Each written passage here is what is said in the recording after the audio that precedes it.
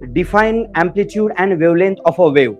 जर एखादी अशी वेव्ह असेल, बघा, जर अशी वेव्ह असेल की आपला मेन किंवा रेफरन्स पॉइंट असतो हा, यामध्ये स्पेसिफिकली हा कुठला पार्ट आहे, क्रस्ट. हा कुठला पार्ट आहे, क्रस्ट. हा खोलगट भाग कुठला असतो, ट्रफ. हा खोलगट भाग कुठला असतो, ट्रफ. या डिस्टन्सला काय म्हणतो आपण, क्रस्ट कस्ट मध्ये लॅम्डा. ह्या डिस्टन्सला काय म्हणतो, ह्या डिस्टन्सला काय म्हणतो, ह्या डिस्टन्सला काय म्हणतो, अँप्लिट्यूड अँप्लिट्यूड अँप्लिट्यूड. त्यालाच आपण म्हणतो वाय मॅक्स. म्हणजे मॅक्सिमम डिस्प्लेसमेंट म्हणजेच काय असतं, अँप्लिट्यूड असतं. Amplitude is the maximum displacement of a particle. असा पार्टिकल ऑसिलेट करत असतो ना, वेव्ह अशी जाते. वेव्ह कशी जाते, पाण्यावर दगड टाकल्यानंतर वेव्ह अशी जाते, पण पाण्याचे पार्टिकल्स तर असे ऑसिलेट करत असतात. अँप्लिट्यूडला मोजण्यासाठी आपण मीटरच वापरतो, कारण ही डिस्टन्स आहे एका प्रकारची. Wavelength is the distance between, कशामध्ये डिस्टन्स सांगा, between two successive particles. Successive म्हणजे हा जर टॉपला असता तर हाही टॉपलाच पाहिजे, हा जर बॉटमला असेल तर हाही बॉटमलाच पाहिजे. याला आपण लॅम्डा असं म्हणतो. लॅम्डा लॅम्डा म्हणजे वेव्हलेंथ. किंवा सक्सेसिव्ह पार्टिकल्स म्हणलं की हा पार्टिकल हाही पार्टिकल चालतो, कारण ही एक वेव्ह इथे येऊन संपते. वेव्ह संपली, वेव्हची सुरुवात आहे, आणि ही वेव्ह इथे येऊन संपली की नेक्स्ट वेव्हची सुरुवात आहे. नेक्स्ट वेव्हची सुरुवात, नेक्स्ट वेव्हची सुरुवात. या डिस्टन्सला देखील आपण लॅम्डा म्हणतो. लॅम्डा वेव्हलेंथ आहे, अत्यंत महत्वाचं असतं लॅम्डा. काही वेव्हचा लॅम्डा कमी असू शकतो, असा काहींचा याच्यापेक्षाही कमी असू शकतो लॅम्डा.